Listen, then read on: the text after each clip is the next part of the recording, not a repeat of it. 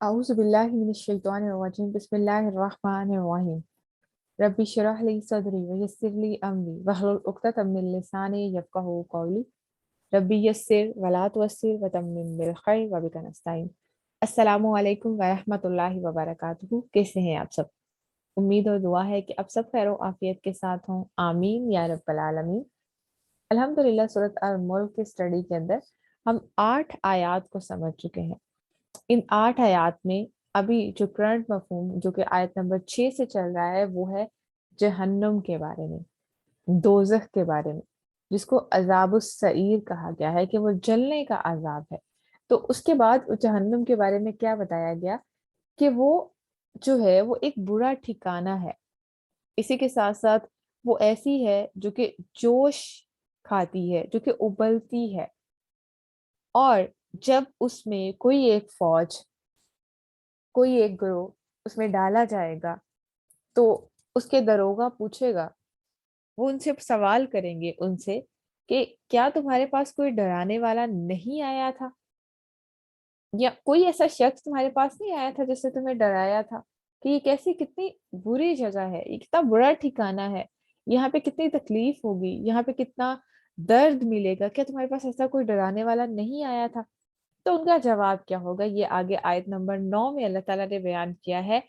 कालू, बला, वो कहेंगे कि क्यों नहीं, कद जाअना नज़ीरुन फकज़्ज़बना वकुलना मा नज़्ज़लल्लाहु मिन शैइन इन अंतुम इल्ला फी दलालिन कबीर।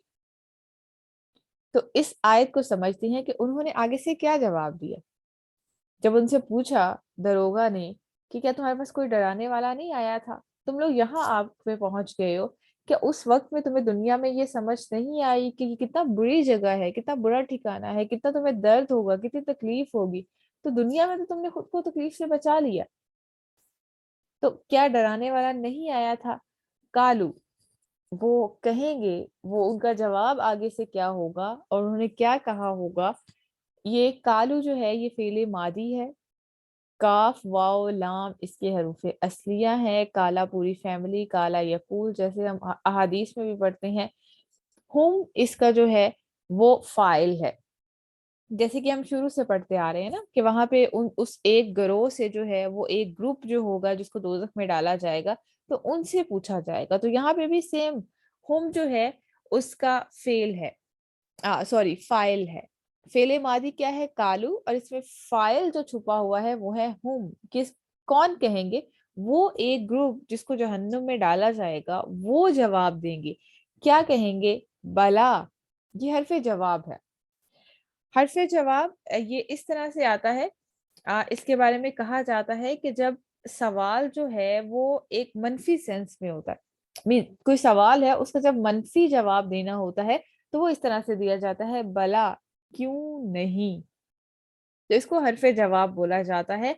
और इसमें जो है जो अरबी की एक टर्म आती है वो आती है हाजत तराफु मिन इनकार, कि ये जो है ये कुफार से जो है, अगर हम इसकी उर्दू में ट्रांसलेशन पढ़े तो इसका ये है कि ये कुफार से एतराफ होगा, ये उनका एतराफ होगा बिल अदली लाही, अल्लाह के अदल के साथ उनका ये एतराफ होगा। भला क्यों नहीं, उस वक्त में जो है वो इस बात का एतराफ करेंगे जब दरोगा उनसे पूछेंगे क्या तुम्हारे पास कोई डराने वाला नहीं आया था?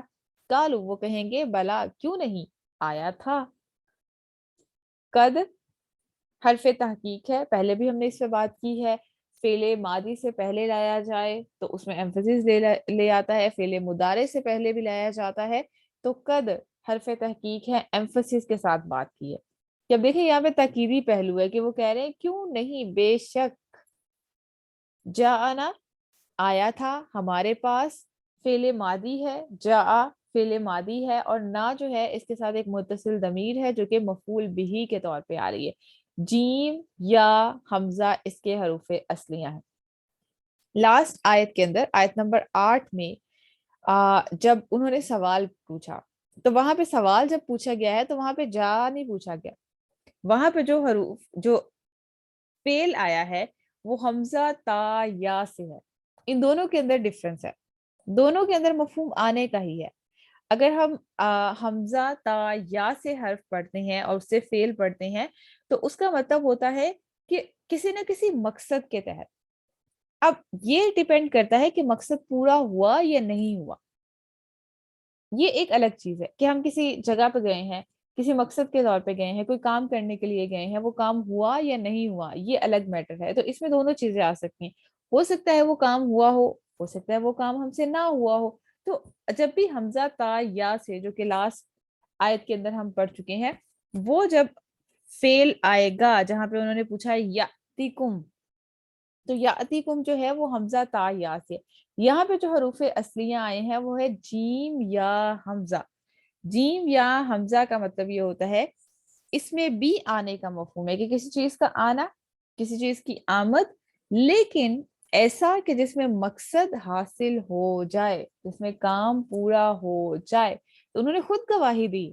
دیکھیں یہاں پہ خود گواہی دے رہے ہیں کس طرح سے.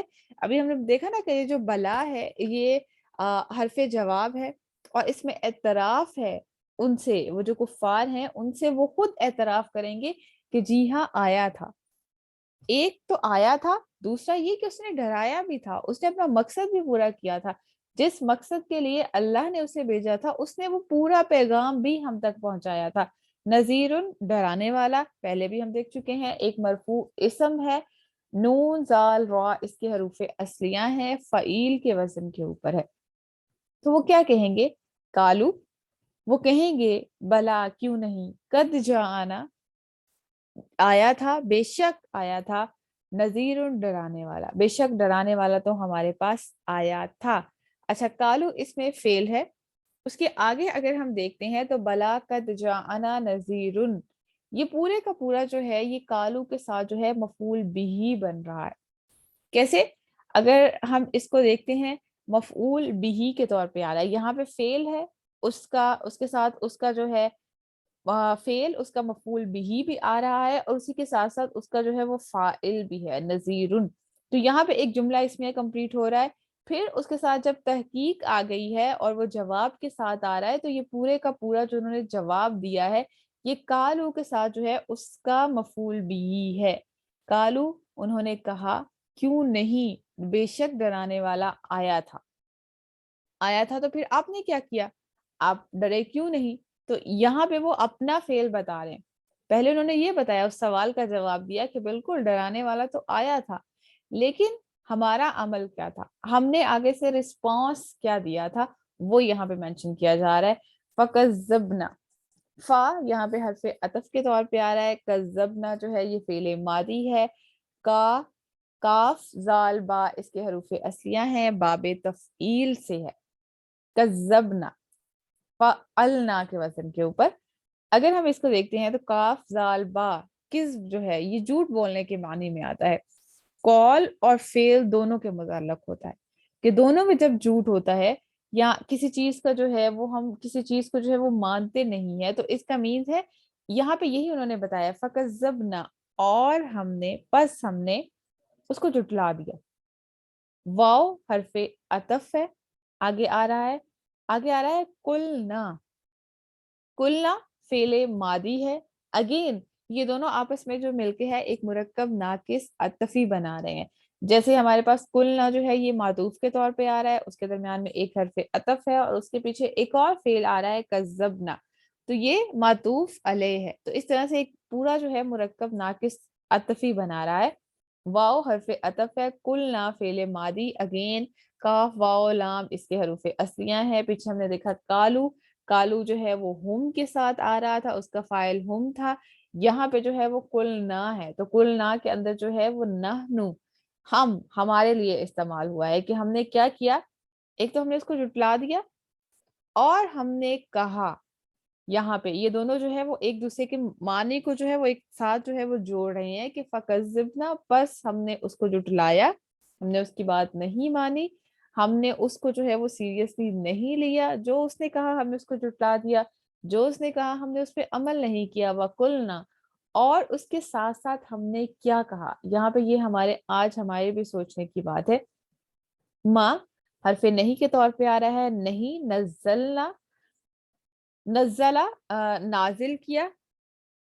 فعل ماضی کے طور پہ آ رہا ہے، نون زال را اس کے حروف اصلیہ ہیں، اگین باب تفعیل سے ہے، فعالہ کے وزن کے اوپر ہے، اور یہاں پہ کیا آ رہا ہے فعل ماضی میں کہ نہیں نازل کیا، نازل ہی نہیں کیا۔ پہلے تو یہ کہا کہ جو آیا اس کو جٹلا دیا، اور اسی کے ساتھ ساتھ ہم نے کہا کہ نازل ہی نہیں کیا، یہ تو نازل ہی نہیں کیا کس نے؟ اللہ، اللہ نے، یہ تو اللہ نے نازل ہی نہیں کیا۔ مرفوع اسم ہے، حمزہ لام ہا اس کے حروف اصلیہ ہیں، اس میں جلالہ ہے، اللہ کے لیے آتا ہے، اس کو دو طرح سے استعمال کیا جاتا ہے۔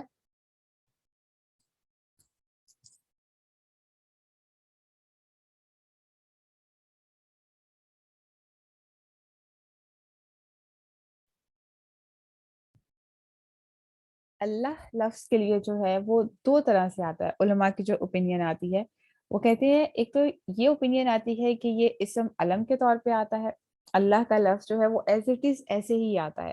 دوسرا جو ہے وہ کہتے ہیں جہاں پہ یہ حروف اصلیہ کے ساتھ ہے، وہ کہتے ہیں یہ الہ کے ساتھ جو ہے وہ معرف باللام ہے، الف لام ایڈ کیا ہوا ہے، تو اس لیے لفظ جو ہے وہ اللہ بنا ہے یہاں پہ۔ تو دونوں اوپینینز پائی جاتی ہیں جس بھی طرح سے ہم دیکھنا چاہیں، لیکن زیادہ تر جو ہے وہ اسم علم کے طور پہ اس کو لیا جاتا ہے۔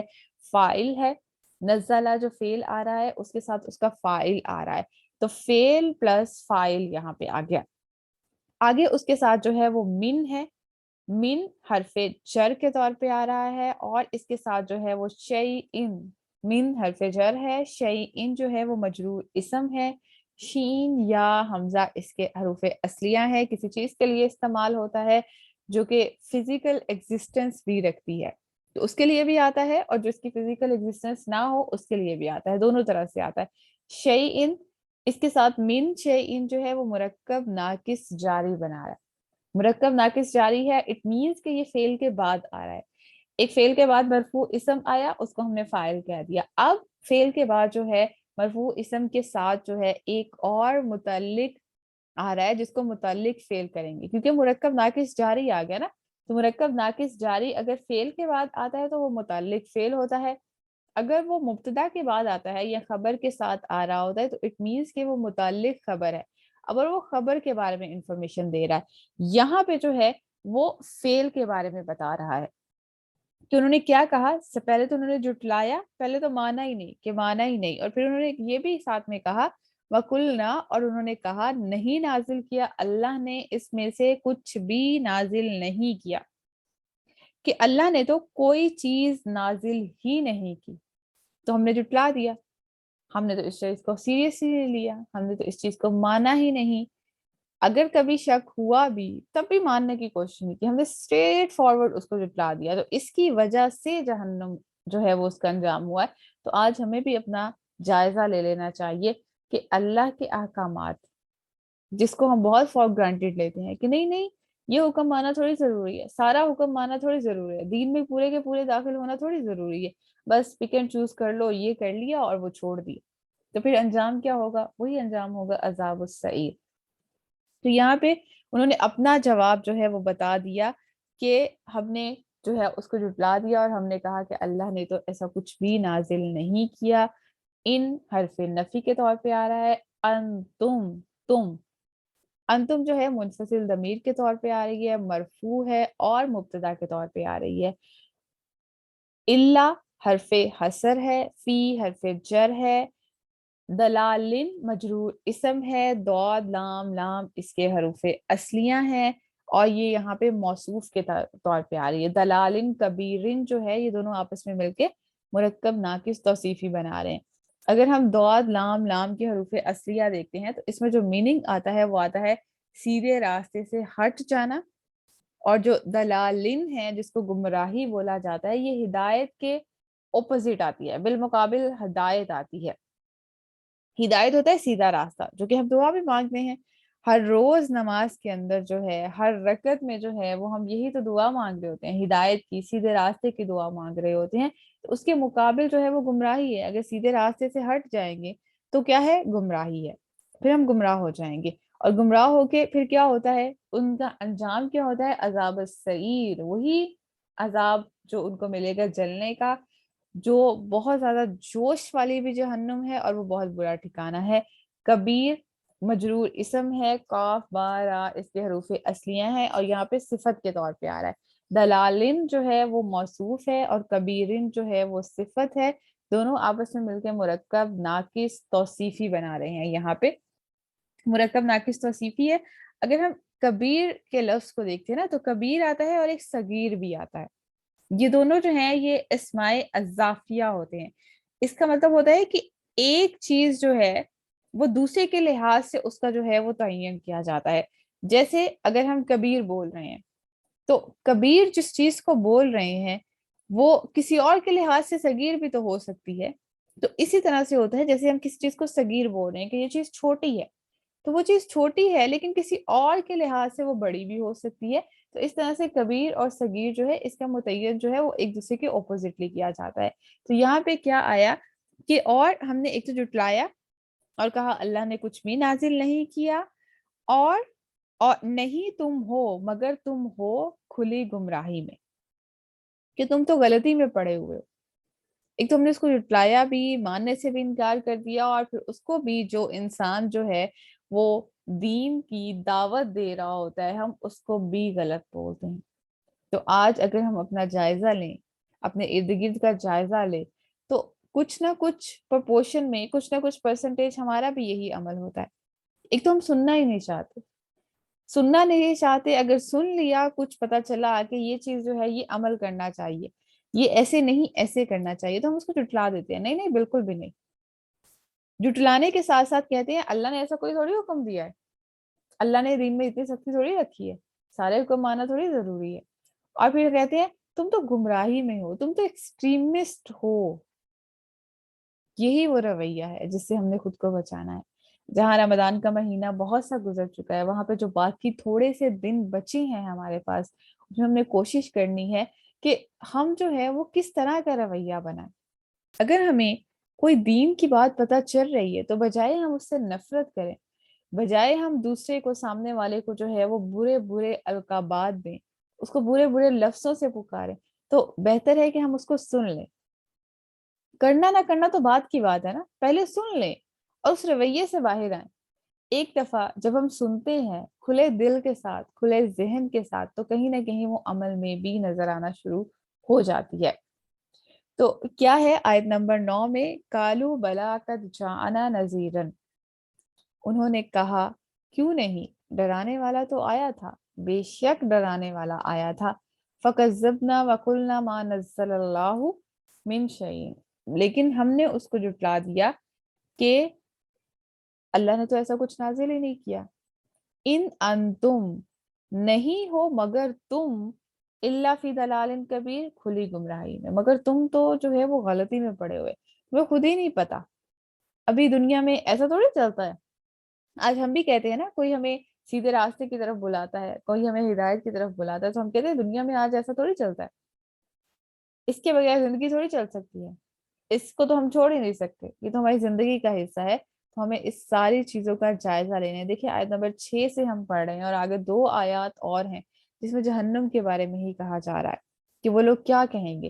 یہ وہ لوگ ہیں جو اس وقت میں اقرار کریں گے، اپنی زبان سے کہیں گے کہ کیوں نہیں، ڈرانے والا تو آیا تھا لیکن ہم نے اس کو جٹلا دیا اور کہا اللہ نے تو ایسی کوئی چیز نازل ہی نہیں کی اور تم تو بہت بڑی غلطی میں پڑے ہوئے، بلکہ گمراہ تو تم ہو، گمراہی میں تو تمہیں ہو. جو ہدایت کی طرف بلا رہا ہے اسے ہی کہا جا رہا ہے کہ تم گمراہی میں ہو. اللہ تعالیٰ سے ہم دعا کرتے ہیں کہ اللہ تعالیٰ ہمیں سیدھے راستے کی طرف رکھے اور سیدھے راستے سے ہمیں بٹکائے نہیں.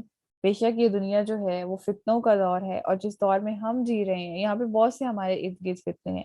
اس وقت میں بہت ضروری ہے کہ ہم قرآن سے جڑ جائیں. اس وقت میں بہت ضروری ہے کہ ہم دین کا علم حاصل کریں، چاہے تھوڑا تھوڑا سا ہی صحیح. ضروری نہیں ہے کہ ہم 1 مہینے کے اندر جو ہے وہ 4 کورسز کر لیں، ہم ایک ہی وقت میں 10 کورسز جوائن کر لیں. نہیں، کچھ ایسا تھوڑا سا اپنی زندگی میں شامل ہونا چاہیے جس سے ہمارا علم بھی بڑھے، اللہ کی محبت میں بھی ہم آگے جائیں، عمل کرنے میں بھی آگے بڑھیں اور اسی کے ساتھ ساتھ جو ہے وہ ہم اپنے اخلاق کو، اپنے معاملات کو اس طرح سے درست کر لیں کہ ہم عذاب سعیر سے بچ جائیں. اللہ تعالیٰ ہمیں جہنم کی آگ سے بچا لے. اللہم آجرنا من النار، اللہم آجرنا من النار، اللہم آجرنا من النار، یا اللہ ہمیں جہنم کے آگ سے محفوظ رکھیے گا، آمین یا رب العالمین۔ سبحانک اللہم و بحمدک، نشہد ان لا الہ الا انت، نستغفرک و نتوب الیک۔ السلام علیکم ورحمۃ اللہ وبرکاتہ۔